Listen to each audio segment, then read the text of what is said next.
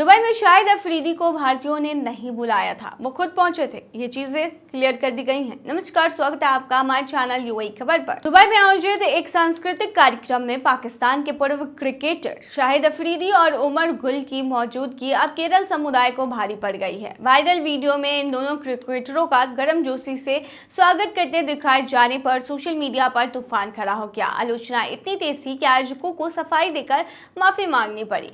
आयोजकों ने आलोचना के बाद एक बयान जारी कर माफी मांगी है। कार्यक्रम के आयोजक Cochin university BTech alumni association ने बयान जारी कर स्पष्ट किया है कि अफरीदी और गुल को इनविटेशन नहीं दिया गया था, उन्हें इनवाइट नहीं किया गया था। उनकी उपस्थिति पूरी तरीके से अचानक हुई थी।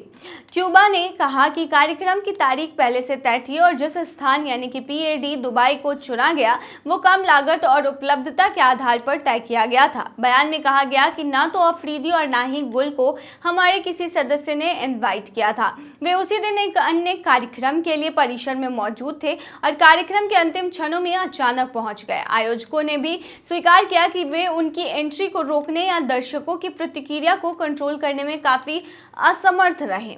जो वीडियो सबसे ज्यादा वायरल हुआ है उसमें अफरीदी के स्टेज पर पहुंचते ही दर्शकों ने बूम बूम का नारा लगाना शुरू कर दिया। शाहिद अफरीदी ने भी जवाब में कहा कि हो गया बूम बूम, जो कि कई लोगों को असहज लगा, खासकर जब हाल ही में पहलगाम आतंकी हमले में 26 लोगों ने अपनी जानें गंवाई। हम गहरा खेद व्यक्त करते हैं। हमारा उद्देश्य कभी भी किसी को आहत करना नहीं था। हम अपने देश के मूल्यों का सम्मान करते हैं और भविष्य में ऐसी किसी भी स्थिति से बचने के लिए अधिक सतर्क रहेंगे।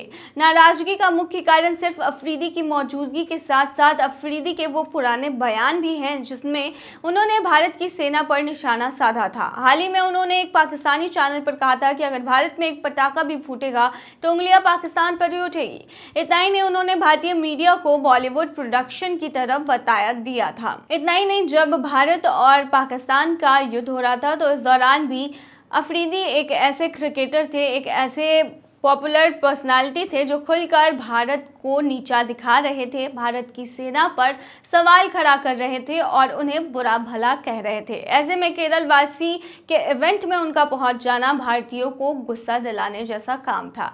हालांकि अब इवेंट के जो कार्यकर्ता थे यानी जिन्होंने ऑर्गेनाइज किया था उन्होंने इस चीज़ को क्लियर कर दिया है कि उन्हें बुलाया नहीं गया था, वो खुद वहाँ पहुँच गए थे।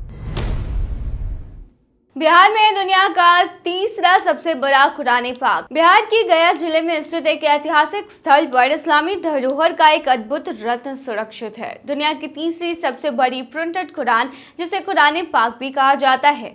ये कुरान गया जी के नावागढ़ी क्षेत्र के समीप स्थित चिश्तिया में बेहद सम्मान और सुरक्षा के साथ संरक्षित है। कुरान मुस्लिम समुदाय के लिए अल्लाह का भेजा गया सबसे पाक और पवित्र ग्रंथ है, जिसे पढ़ना और समझना हर मुसलमान का धार्मिक कर्तव्य माना जाता है। इस कुरान की खासियत ये है कि यह 1152 पन्नों की दुनिया की सबसे बड़ी प्रिंटिंग में तैयार की गई कुरान की प्रतियों यानी कॉपी में से एक है। इसे भारत में प्रिंटिंग क्रांति की शुरुआत के समय 1882 के आसपास दिल्ली के प्रसिद्ध मयूर प्रेस में छापा गया था। इससे पहले यह कुरान 1793 में शाह अब्दुल अजीज मुहद्दिस देहलवी और उनके भाई सारफुद्दीन मुहद्दिस देहलवी द्वारा हस्तलिखित की गई थी। उस समय यह पांडुलिपि की शक्ल में लगभग 80 से 90 वर्षों तक रही, जिसे देश और अरब की इस्लामी दुनिया में एक बेहद ही दुर्लभ और मूल्यवान धरोहर माना गया है। उससे पहले अगर आपने अभी तक अरब टाइम्स ऐप को डाउनलोड नहीं किया है तो फटाफट कर लीजिए। बता दें कि डाउनलोड करने के लिए आपको ज़्यादा कुछ करने की ज़रूरत नहीं है। जाना है प्ले स्टोर पर, सर्च करना है अरब टाइम्स ऐप, वहाँ पर आपको ऐप दिख जाएगा, आप उसे डाउनलोड कर सकते हैं। तो डाउनलोड ना। जब मयूर प्रेस ने इसे छापा तब उनकी केवल 3 कॉपियां ही तैयार की गई। पहली कॉपी अंग्रेजों द्वारा इंग्लैंड ले जाई गई और अब वह लंदन की ब्रिटिश लाइब्रेरी में सुरक्षित है। दूसरी कॉपी जो है वो उत्तर प्रदेश के अलीगढ़ मुस्लिम विश्वविद्यालय के मौलाना आजाद लाइब्रेरी में रखी गई है और तीसरी जो कि इस ऐतिहासिक दस्तावेज का हिस्सा है, बिहार के गया जी की चिश्तिया मोनामिया खानकाह में आज भी सुरक्षित मौजूद है। यह स्थल न केवल धार्मिक रूप से बल्कि ऐतिहासिक और सांस्कृतिक रूप से भी अत्यंत महत्वपूर्ण है। गया जी की यह खानकाह अपने भीतर हजारों किताबों, दुर्लभ दस्तावेजों और लगभग 600 से 700 प्राचीन पांडुलिपियों को संजोए हुए है। यहाँ रखी गई कुरान की यह कॉपी न केवल एक धार्मिक प्रतीक है, बल्कि भारत के प्राचीन बौद्धिक और प्रिंटिंग इतिहास का भी अनमोल हिस्सा है। इसके पृष्ठ संख्या और आकार इसे विश्व की सबसे बड़ी मुद्रित कुरान में शामिल करती है। इतिहासकारों के अनुसार उस युग में जब भारत में छपाई की शुरुआत हो रही थी, यह कुरान प्रिंटिंग तकनीक का एक चमत्कार मानी जाती है। इसकी छपाई में उत्तर स्तर की कलात्मक सुलेख और प्राचीन कागज का इस्तेमाल किया गया, जिसे देखकर आज भी शोधकर्ता और धार्मिक विद्वान चकित रह जाते हैं। यह गया जी की भूमि के लिए गौरव का विषय है कि इतनी दुर्लभ और ऐतिहासिक धार्मिक धरोहर यहाँ सुरक्षित है। आज यह कुरान न केवल बिहार की बल्कि भारत की इस्लामी विरासत का प्रतीक बन चुकी है। गया जी के चिश्तिया मोनामिया खानकाह में रखी गई यह कॉपी हमें हमारे गौरवशाली अतीत की याद दिलाती है और ये प्रमाणित करती है कि भारत ने न केवल धार्मिक सहिष्णुता बल्कि ज्ञान, विज्ञान और तकनीक के क्षेत्र में भी विश्व को दिशा दी है।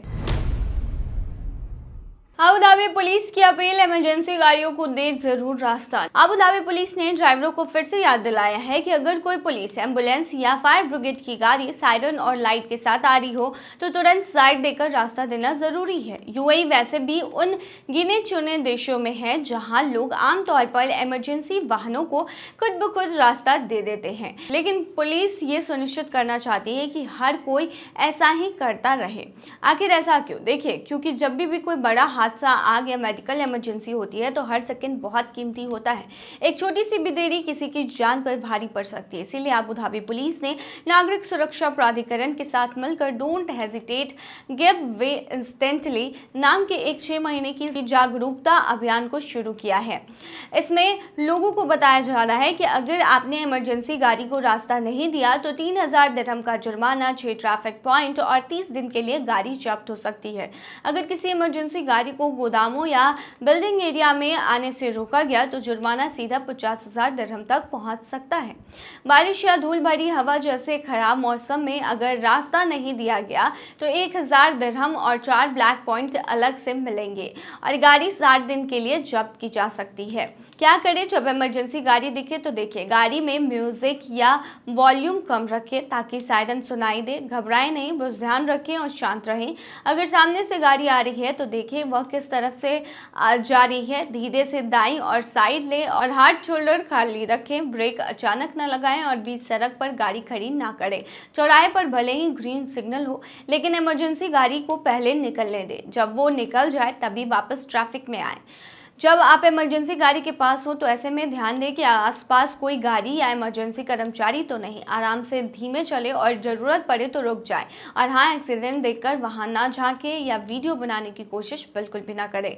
इन बातों का आपको खास ख्याल रखना है कि हाथ शोल्डर पर गाड़ी ना चलाएं, इमरजेंसी गाड़ी के पीछे पीछे ना जाएं, उसे ओवरटेक करने की कोशिश ना करें, लाल बत्ती को पार करने की गलती ना करें। इवन अगर आप रास्ता देने की कोशिश कर रहे हो, अबू धाबी पुलिस चाहती है कि शहर दुनिया के सबसे सुरक्षित और समझदार ड्राइविंग वाले शहरों में गिना जाए और इसमें हर ड्राइवर की भूमिका जरूरी है। एक छोटी सी समझदारी किसी की जान बचा सकती है। तो ये थी तमाम जानकारी। बने रहिए ऐसी तमाम खबरों के लिए यूएई खबर पर।